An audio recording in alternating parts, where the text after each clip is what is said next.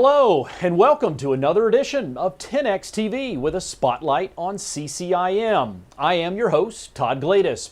Right here on a regular basis, we will interview top CCIM brokers and appraisers in their local markets to learn how CCIM has made a difference in their profession and to share valuable information about residential and commercial real estate in different parts of the country.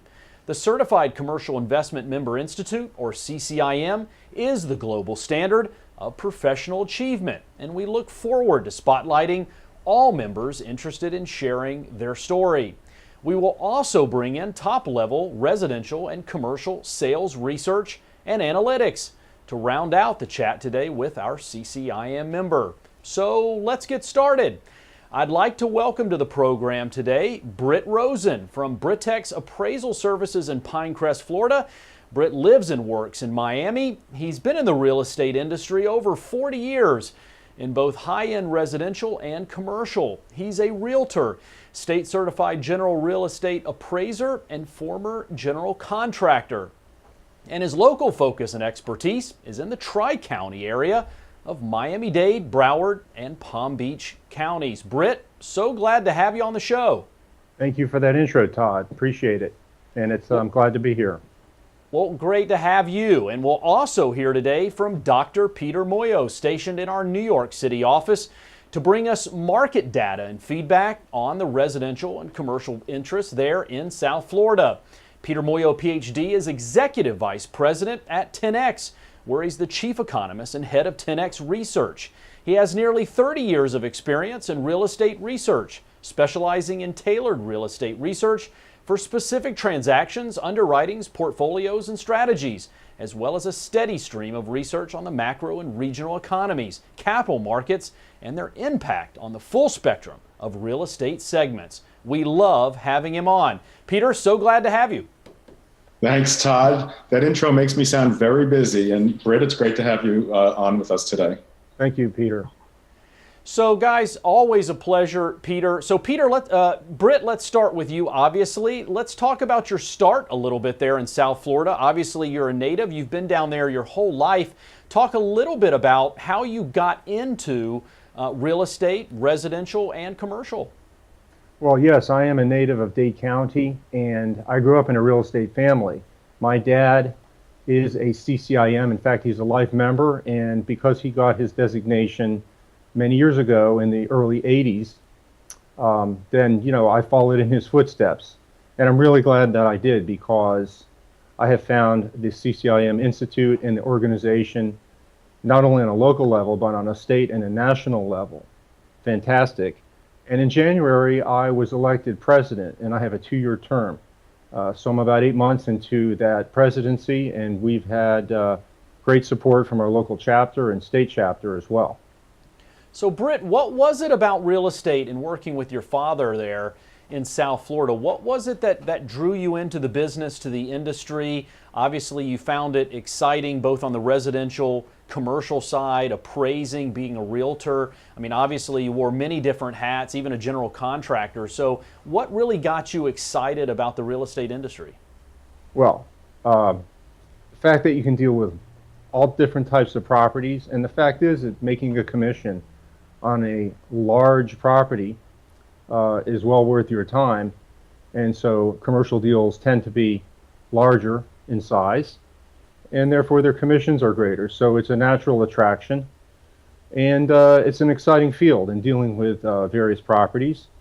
Coming from a construction background and a real estate appraisal background has only helped me to understand, describe, and analyze these properties here in Florida and South Florida. So commercial real estate's great, and the networking through CCIMs is really one of the best things that's happened to me as far as getting involved with the chapter in a leadership position.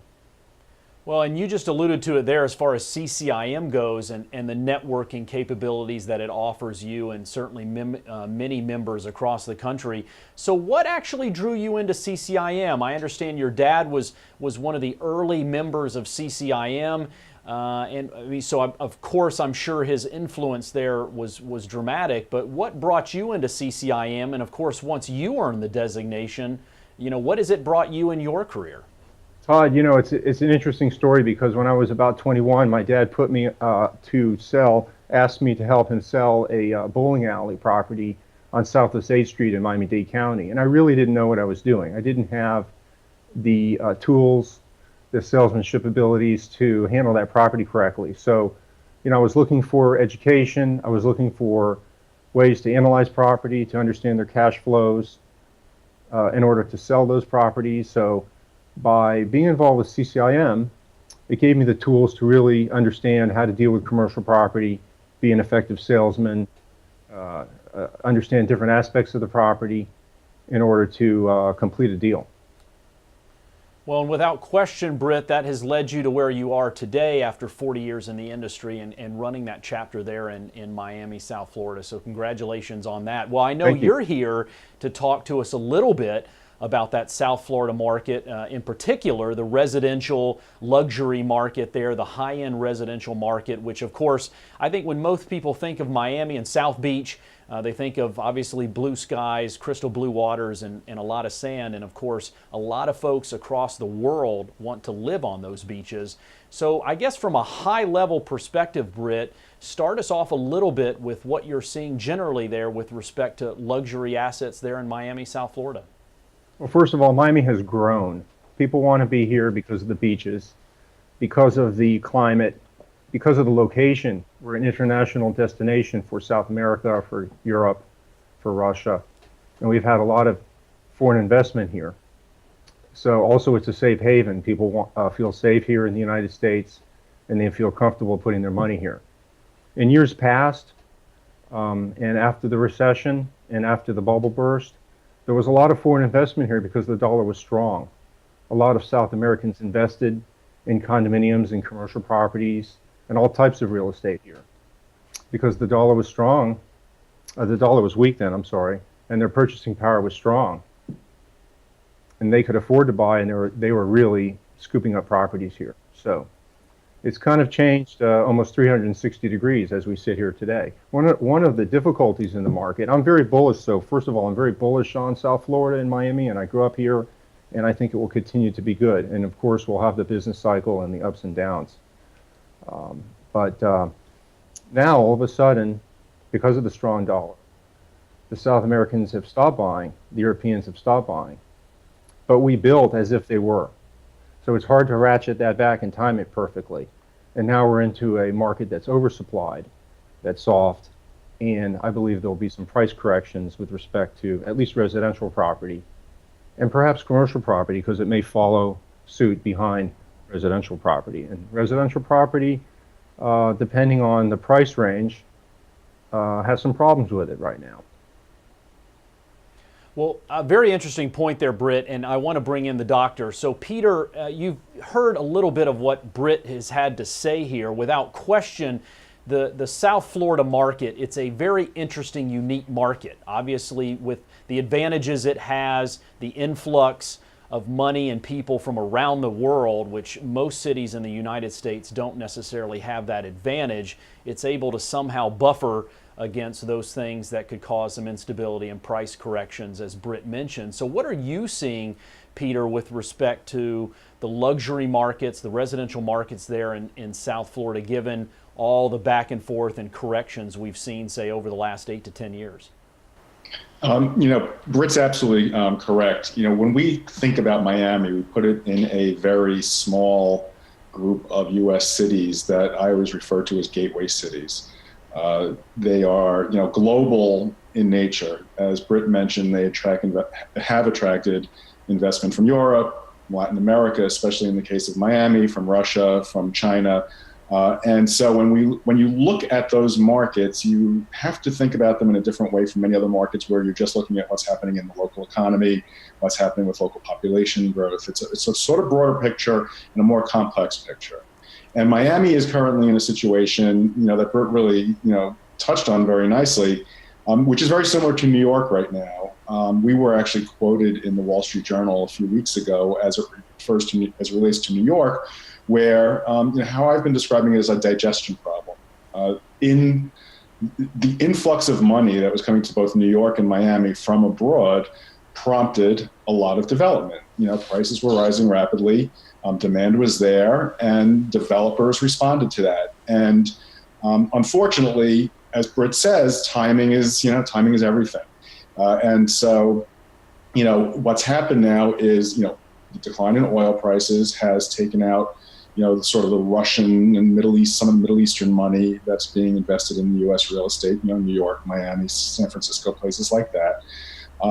With Brexit now, there's more uncertainty regarding, sort of the situation, but also post-Brexit, the dollar has strengthened even more. So Britt's comments on the dollar are really spot on.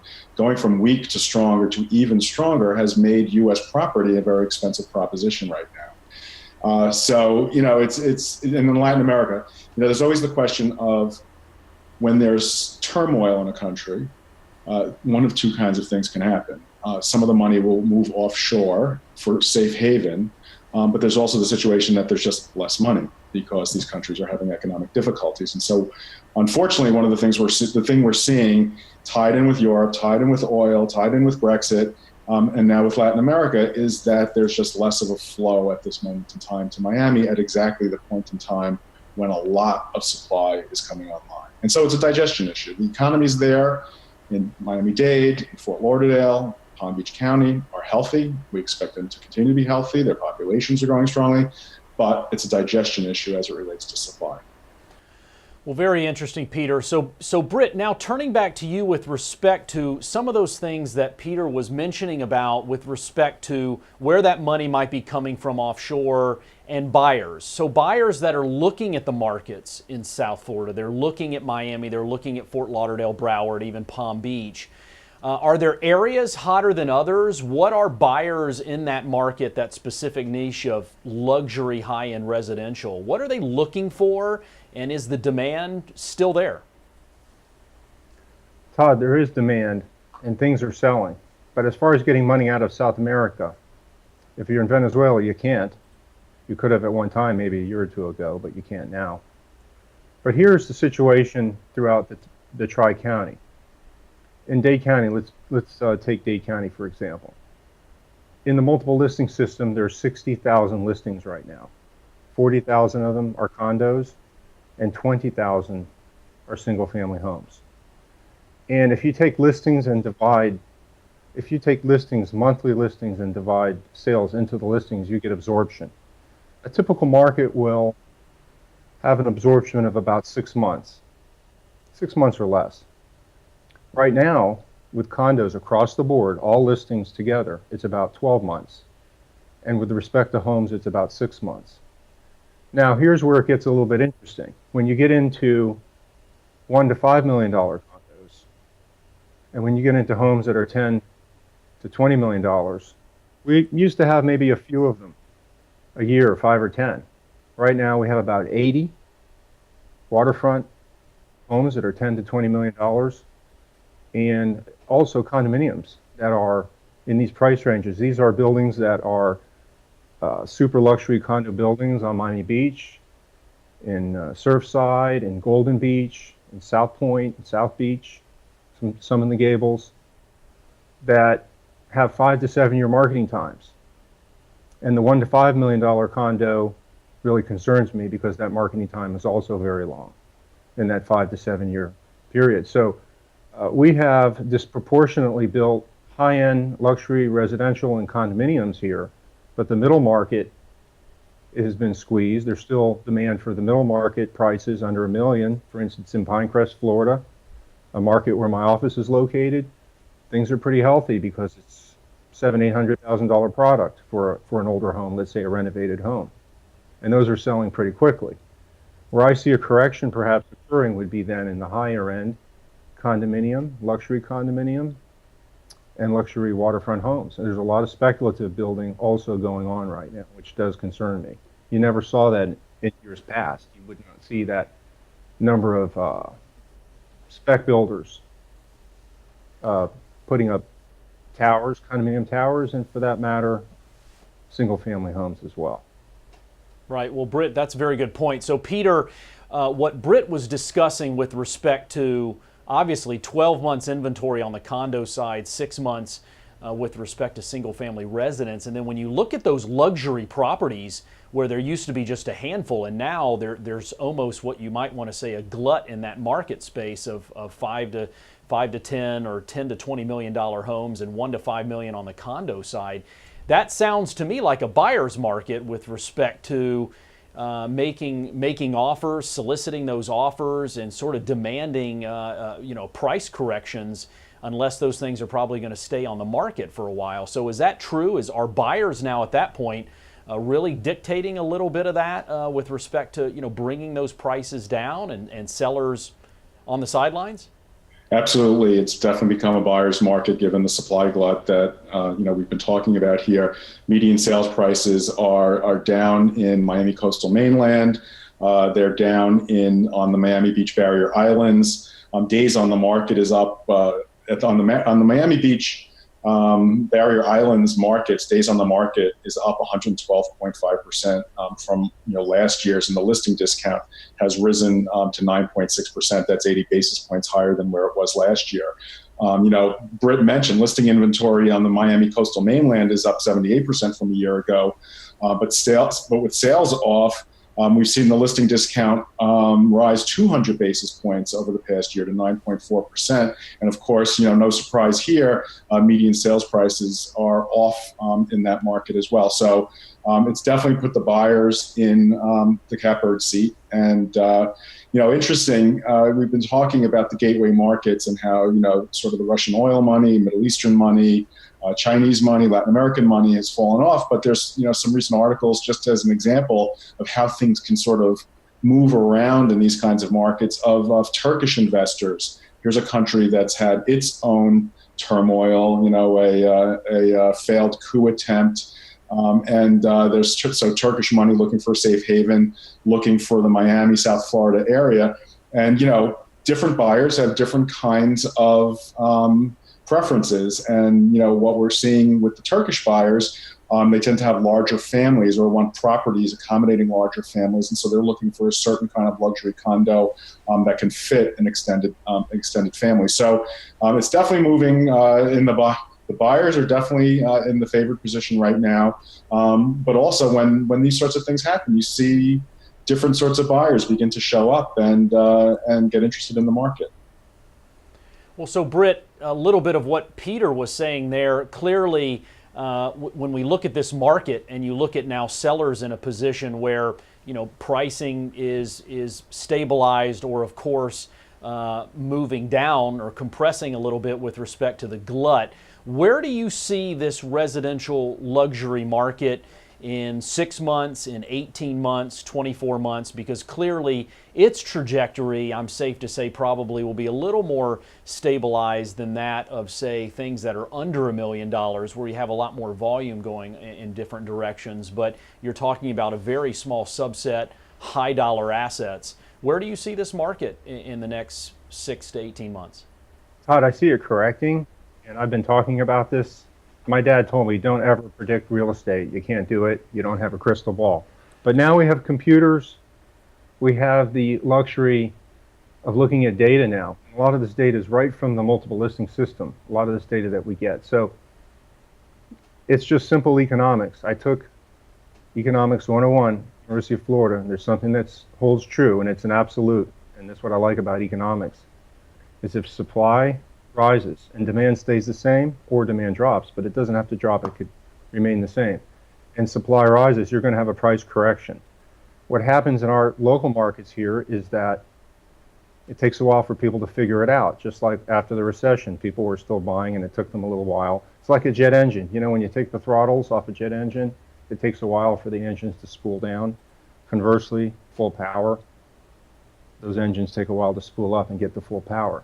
It's exactly like what our economy is like, in that when these corrections and when these market indicators are out of whack, and then we see they're out of whack, it takes a little while for buyers and sellers to understand it. It will be a buyer's market, and I think prices will correct 10 or 20 or even 30%, depending on what it is. At the same time, we have a healthy commercial market here.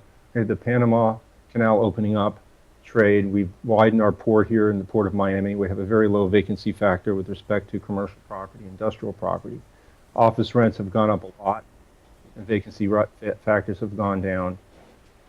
So we have, a mixed bag here in Dade County, and because of the international relationship we have with investors and buyers and sellers, it makes it quite complicated, and it makes it very different from other cities in the United States.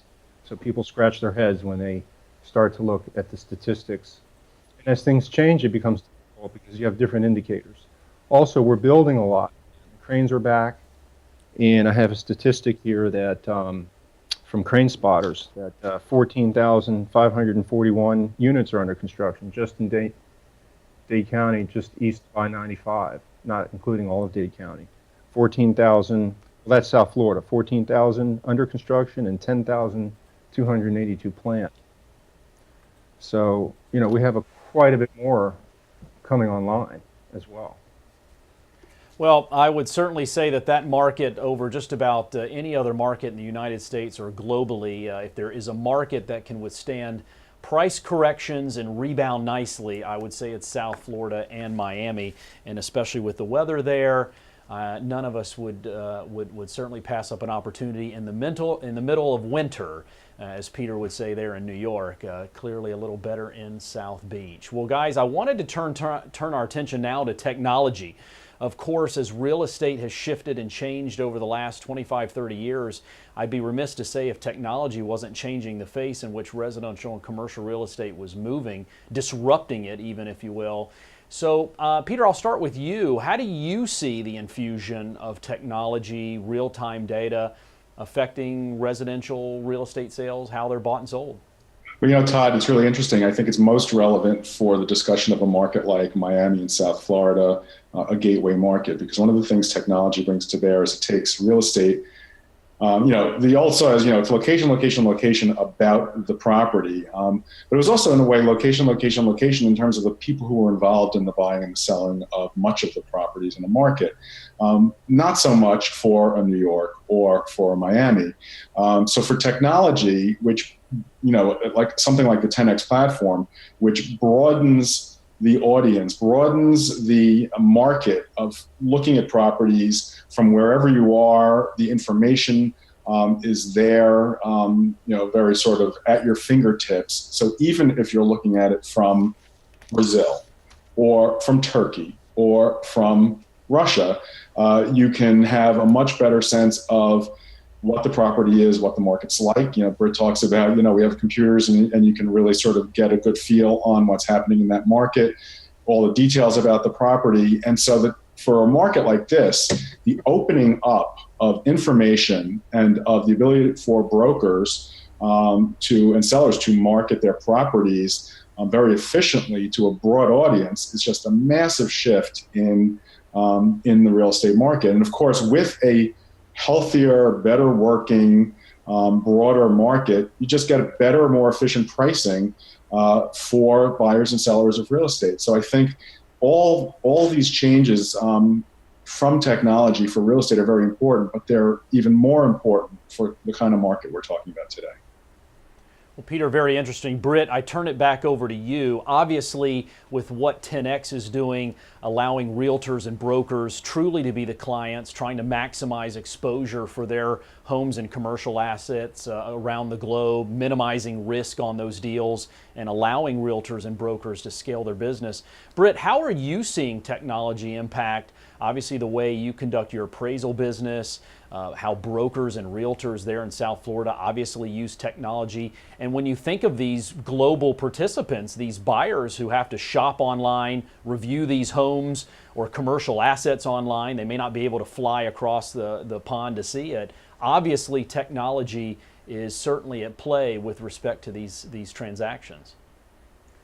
Todd, I'm big into technology. We were one of the first appraisers to send a completely digital report back when people were saying, why are you doing that? Now that's all we do. Recently I was in Asheville, North Carolina. I purchased a piece of land there, and I was dealing with my realtor all through the handheld phone.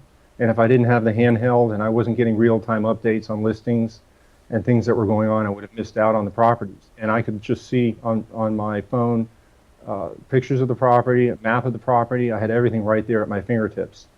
And that's why I'm so impressed with 10X and the fact that 2,500 commercial brokers have partnered with 10X, and especially because that you've developed this thing called Offer Select. So in addition to the auction platform that you have, I think brokers using technology like that you offer with the Offer Select and with your auction platform, it's really giving people more of a competitive edge. Yeah, without question, the ability for brokers and realtors to transact in a atmosphere in a transaction methodology that's very similar to what they're doing today outside of the auction environment is certainly a benefit for them, and certainly we're hoping that more realtors and brokers take advantage of our ability to help them market their assets, market their homes, and to sell them on the platform. Well, Britt, I can't say enough for you being on the show here today. It's been a long time in the making. We've wanted to have you on for a while, and certainly glad that you were able to join us here today. Thank you, Todd, and thank you, Peter. And I also want to thank 10X for supporting our local and state chapters here and nationally, the CCIM Institute, but certainly with our Miami-Dade chapter and our Outlook Conference. In January, we have our Outlook Conference, which you have been big supporters of, and we appreciate that. And that's in January at the Coral Gables Country Club, and we'll have about 300 people at our Outlook Conference this year. Thanks again for supporting us, not only with the conference, but with the cocktail party and throughout the year with our monthly meetings. And thanks again for having me. Well, thank you so much, Britt Rosen. So again, I was down there in January, and it was a great event. You guys put on a fabulous, fabulous event. Well, guys, it's been super informative. Britt, again, thank you so much for taking the time to talk to us about your story, CCIM, and the residential luxury markets there in South Florida. Peter, as always, the data analytics and market research that always tells that story behind the story. Peter, again, as always, thank you for being on the show. Welcome, Todd. Thank you. Okay, guys, well, that was Britt Rosen of Brittex Appraisal Services, Inc. out of Pinecrest in South Florida and Miami-Dade. We appreciate his time being on the show here today. Always a pleasure and insight in learning more about markets, especially the residential luxury markets there in South Florida. Well, that concludes another exciting episode of 10X TV with a spotlight on CCIM. If you are a CCIM member and have a great story to tell, or you want to provide your insight on a market, asset class, or how transactions are made, contact us here at the show at tv@10x.com. And check out our CCIM Spotlight shows on LinkedIn and our iTunes podcast. Just search 10X. We are always in the hunt for great shows and super informative guests. We want to market you on the air. And for more information on 10X and the great product offerings for commercial and residential real estate professionals, be sure to check out www.10x.com for all the latest in commercial and residential sales. And also the Nowcast is up, of course, for all the up-to-minute residential and commercial valuations data. Well, if real estate is moving, you know you are hearing about it first, right here on 10X TV. Until that gavel drops, I'm Todd Gladis.